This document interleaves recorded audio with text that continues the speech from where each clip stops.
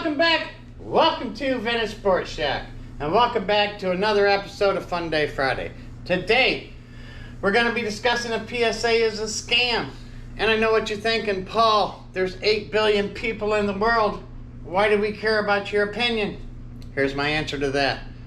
Guys, there's 8 billion people in the world. Who cares about your opinion? So as always, stand up, stretch out, because away we go. All right, guys, today we're going to be talking about PSA and if I believe they're a scam, my experience over the last 2 years. Want to reference, this is response to Junk Wax Hero, and also Dan the Cardman put out a video, I think yesterday, about PSA. So I'll link those down in the description. Down below, go over and check out Dan the Cardman and Junk Wax Hero if you get a chance. But first, and tell them I sent you. But first, contest.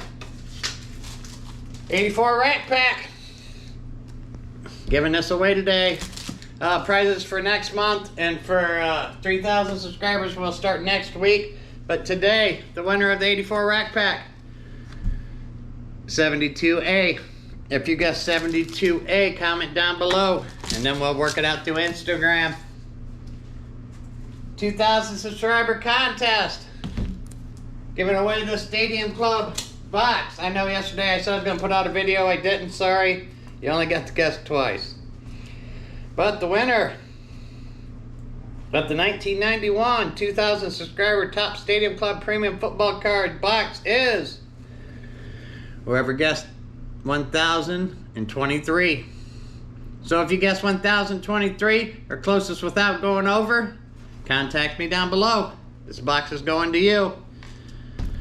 So that's the contest, guys. We'll start contests for 3,000 subscribers next week. Monday, I'm not sure if I'm going to do a video. It's Labor Day. We'll see what happens.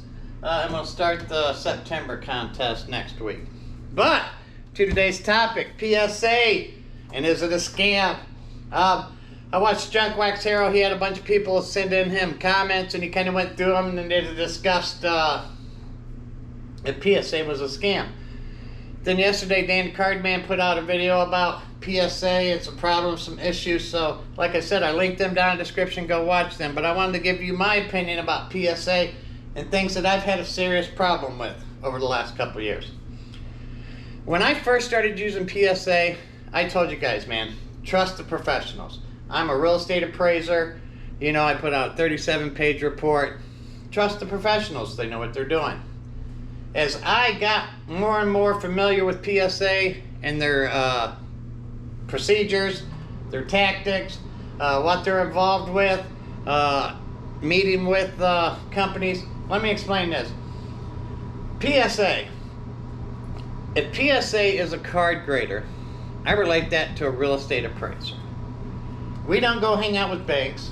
We don't go hang out with lenders or credit unions. We don't go swing, you know, those kind of parties. We don't go swing and hang out with them and things of that nature, because we want to stay totally separate, and we also want to maintain the public trust. We want you to know when we do something for you that it is correct. And we document that with a 30 to 40 page report to let you know.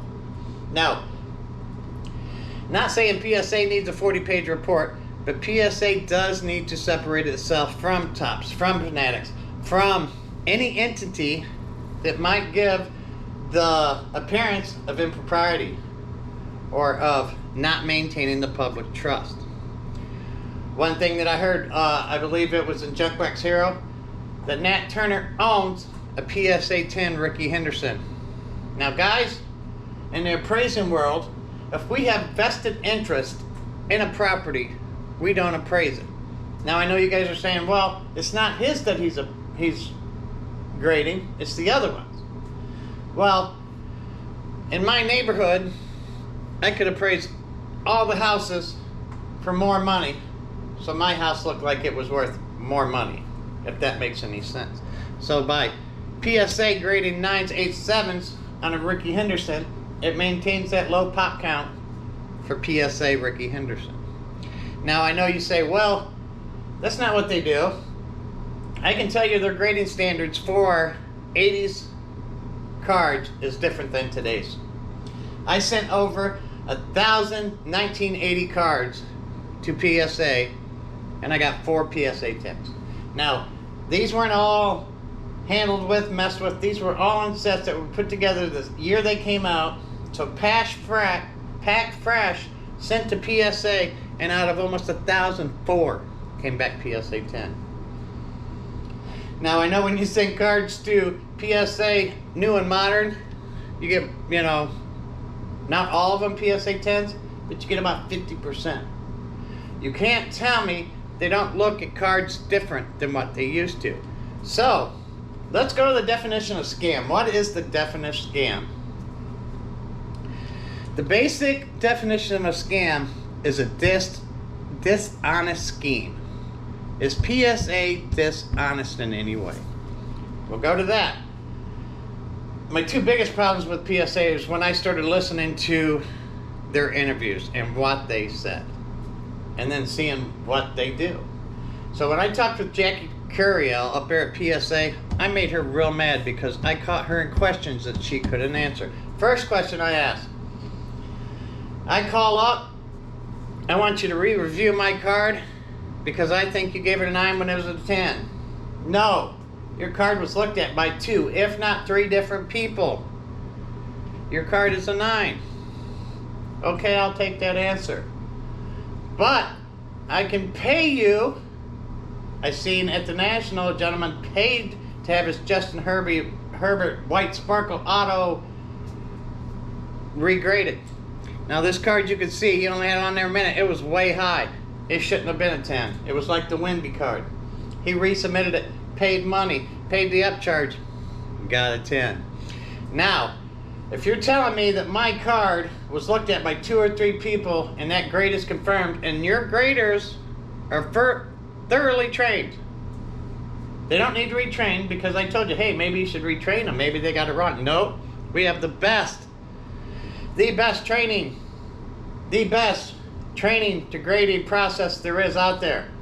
They don't need retrained. But you can send it in and repay them, and you can't get a higher grade. So is that a dishonest scheme? Absolutely. 2, PSA says they don't need to retrain their people. But Nat Turner says if someone starts giving too many 9s or too many 10s, they retrain them. Now wait a minute. Jackie Curiel says you got the best training that there is, training process that there is, but Nat Turner says, well, once they're out there, if they start doing bad, you have to retrain them. So which is it? They don't need retrained, or you do need retrained? My card might have been looked at by someone that's not qualified to grade it, or it was looked at. Guys, when I talked to Jackie Curiel, she told me that they have discussed all of this with their lawyers, and they have covered every, dotted every I and crossed every T. So basically what she's saying is that they are a dishonest scheme. They've got their butt covered legally, but ethically, I'm not sure they're doing the right thing. So you ask me, how do I know? How do I know it's a scheme? Well, this is how I know. In the business world, from an appraisal standpoint, I go out and I get E&O insurance. That's called errors and omission insurance. That way, if I make any mistakes in my appraisal process, I'm covered by an insurance. In Junkwax Hero's video, he discussed that PSA charges upcharges because they want to cover the cost of their warranty in case they make a mistake or something happens and they have to pay their warranty. My question to PSA is, where's your E&O insurance? Isn't you just doing your grading, paying for your insurance, just your $20 a slab? Or do you have to upcharge because no one will insure you? Will no one insure you? Will no E&O insurance company insure you because they know what you're doing is a scam? They shouldn't have to run an upcharge. They should have E&O insurance. Guys, I know you say, well, PSA's got a warranty or a guarantee or whatever. I'm going to refer back to Tommy Boy. A guarantee is only good as the product in the box. You can put a guarantee on a box of shit and it's still a box of shit with a guarantee. So guys, look at PSA. Understand what they are, who they are. Understand the hobby where it's at right now. Because I know a lot of you are like, hey, but you grade with PSA and this. If I don't grade with PSA, I sell no cards. I can't be out in the hobby. I can't stick my nose into stuff. I can't piss people off. If I go in there with AIA or TAG or SGC, no PSA slabs, I'm not selling any cards. Maybe one or two. No one to come to my table. I can't talk with the younger, the older, because whether we like it or not right now, PSA is the leader in card grading when it comes to return sales price on your card. So we're kind of stuck with it, whether we like it or not. So if you ask me, is PSA a scam? I look at the basic definition of scam. A dishonest scheme. Do I believe PSA is a dishonest scheme? Absolutely, 100%. What are we going to do about it? Like I said in videos in the past, it's conformity. Us as a whole have to stop using them. Now, is that going to happen?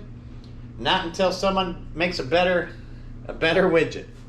Not until someone makes a better chair. So as always, guys, comment down below. Tell me what you think. Peace. Have a super great day. And why'd we really come here? That's right. Keep dancing. I'm gonna knock you out. Mama said knock you out. I'm gonna knock you out.